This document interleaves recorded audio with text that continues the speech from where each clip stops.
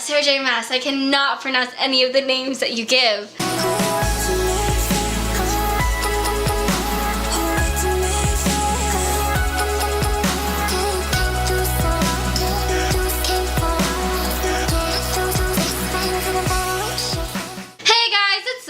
And today on That Book Review, I'm reviewing Heir by Sarah J. Maas. Man, was this a good book. I think my favorite so far. Although I did have some issues in the first 26% of it, but once I hit 177 pages, I was hooked. I couldn't put the freaking book down. I brought it everywhere, even if I knew I wasn't going to be able to read it. Every single minute I could, I had to read at least a sentence. On Goodreads, I give it a 5 out of 5 stars. Wow, shocking. Just honestly with Sarah J. Maas's books, the beginning I always have some sort of problem with. I don't think I am going to with Queen of Shadows because this ended nicely for me. But Assassin's Blade and Crown of Midnight, I had some problems with her in the beginning. But the ending just always makes up for it. It's like the last impression of the book, and that last impression, I can't get over any of them. As for a letter grade, I think I'm gonna give it, I'm on the verge of an A and an A+, just because so much of the book was amazing, unlike Heart of Midnight where I was literally like less than half the book was amazing, but this one, like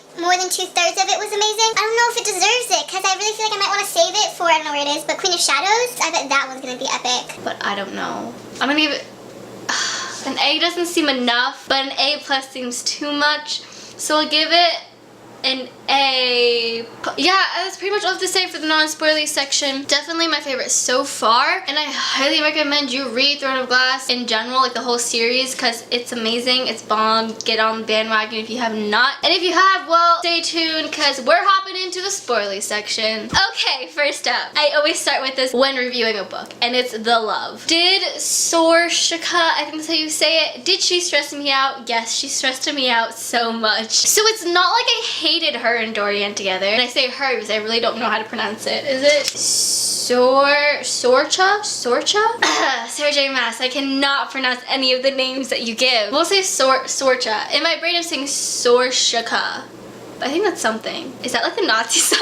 So yeah, I didn't hate them together, but I can't get over the fact that he was so deeply in love with Selena in the first book. I can't. And plus, you know, if you don't know actually already, I am on Team Dorian, so I could not handle their love at the time. Maybe if Dorian had never ever loved Selena like that, then I would have fully shipped them. And the part that I really can't get over was when they were dancing together in the first book. Like that scene, the way that he describes her and the way they kiss after her, I can't get over it. But then there's Kale, and everyone says I like Kale better. At least everyone that I've seen so far. So is Selena and Kale endgame? And he loves her. She has strong feelings for him. She barely mentions Dorian till the end of the book. All she thinks about is Kale. Kale reminds her of Sam, in my opinion. So are they endgame? I don't think so, because she can't trust him anymore. And then there's Rowan. Like, why?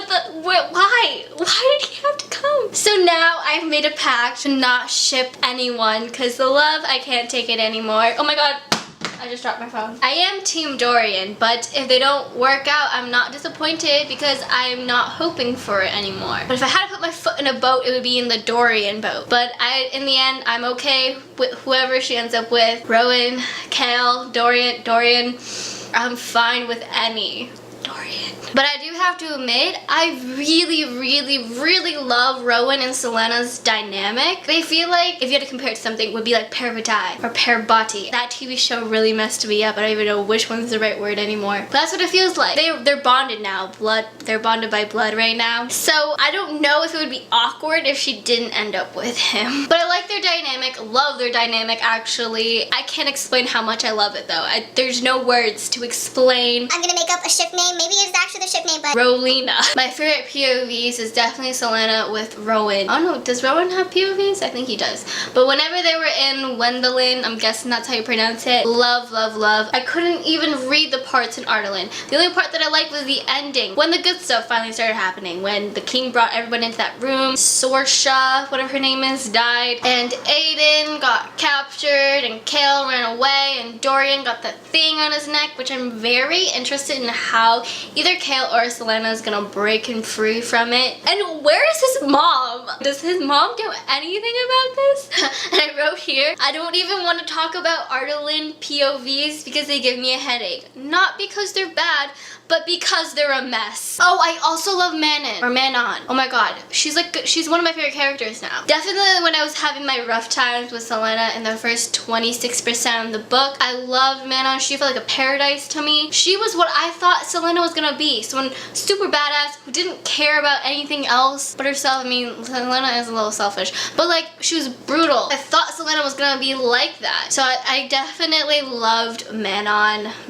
Sarah J. Maas, you're seriously confusing me with these names. And I love the witch dynamic where like they're so brutal, they're so cold. When her second like does something, it's sometimes even to help Manon, she gets punished because she didn't watch her or something, or she left without her knowing, and she still gets punished for it, but she's still loyal and that she knows the punishment's coming. Like I love that dynamic. I want to read more about that. I think we're gonna get more in the 4th book. Back to the Rowan and Selena dynamic, or just them together. A lot of their scenes made me cry of happiness, especially the part when he sees her whip scars on her back and the way that he reacts, and then how he was fussing over her after she had a burnout, and how he pushed her to create the shield of fire, and then how she kept practicing and like basically got better overnight. He's like, wait, how did she get better overnight? Because she was literally practicing overnight. I also like how Dorian told Kel that Dorian and Selena moved on, and Kel's kind of like the odd one out who's still holding on to the past, and I definitely now view him as like an oddball now, and I'm not sorry for it. I think now I understand finally, even though a few minutes ago I just said no shit, but I think I understand now that I like Dorian better. I hope Selena has the same realization. Chapter 37 and Chapter 38, the reason why I love Manon, whatever her name is. I love how she proves that she is a notorious Blackbeak witch. That's the thing that I felt missing from Selena, that she never proved that she was Ardalan's assassin. Not even that much in Assassin's Blade, for me personally. Do I love Selena now? Of course I do, but I feel like in the past, I wish Sarah had proven her notorious assassin part before we moved on to Amazing Queen. But back to Manon. She's so cunning with the spider silk spider, and how she beats up the yellow leg Heir into a pulp. I love that brutal badass stuff, okay? And like, I'm weird. The men paused when they beheld Aiden standing before them, still hooded. The general drew his fighting knives and purred. None of you are leaving this alley alive. Damn, is he a good fighter? That's what I like. That's what I like to read. I said, F the king for killing all the slaves. F him. Okay, so I've said a million times in all of my Sarah J. Maas reviews, I get it. I get why she's selfish and all that stuff. But I've been lying to you. Right now, right here in this moment, I finally understand, and I'm telling you the 100% truth, because that time when EALG, those princes, when they were in her mind, and that scene when it was all of the people that she feels she's let down, and they whipped her one by one, and they kept going, I said, I finally get it now. Nehemia was whole, beautiful, and untouched, her eyes full of damning hatred. And then from behind her emerged Sam. When she beheld the iron tip whip in his hands, when he stepped past Nehemia and let the whip unfurl onto the rocky earth, Selena let out a low, quiet laugh. She welcomed the pain with open arms as he took a deep breath, clothes shifting with the movement as he snapped the whip. The iron tip, oh god, it ripped her clean open, knocked her legs out from underneath her. Again, Selena told him, the word little more than a rasp. Again. There was only the thud of leather on wet flesh as Sam and Nehemia took turns, and a line of people formed behind them, waiting for what they deserved as payment for what she had failed to do. Such a long line of people. So many lives that she had taken or failed to protect. Again. I have a whole section called Times I Screamed. And it would be when Sorsha died, and also when Dorian froze the whole room, and the arrow that was coming at Kel stopped mid-air. That was cool. And he said, don't you touch him, to his dad. And when his father put the thing on his neck, like, I hate him so much. Can't wait until he gets his comeuppance from his own son and his champion. Oh my god, that would be so sad. You all know, I'm a sucker for full circles ever since Clockwork Princess. I love it when a book comes full circle. I think every book should, but I still love it. And the last line of this book is, she was Alen as Shivim Glatum who can't pronounce her full name, she would not be afraid. And I like how that comes full circle, because before she said, I am Selena Sardothian. But now she decides to be queen, so now she's Elaine.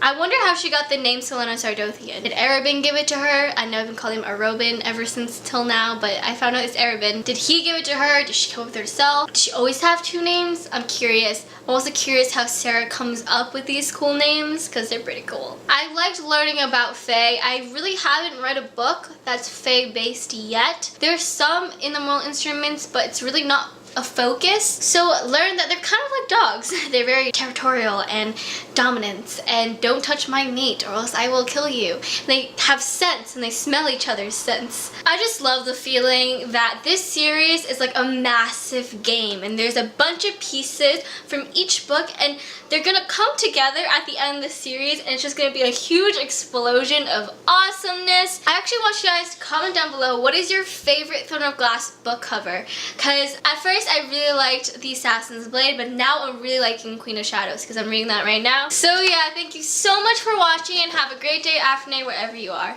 Bye! I'm going to be doing the 8th episode of Mystery Unboxing. Let's unbox it. Oh my god, they're so thin. I don't know if oh my god, I just got chills.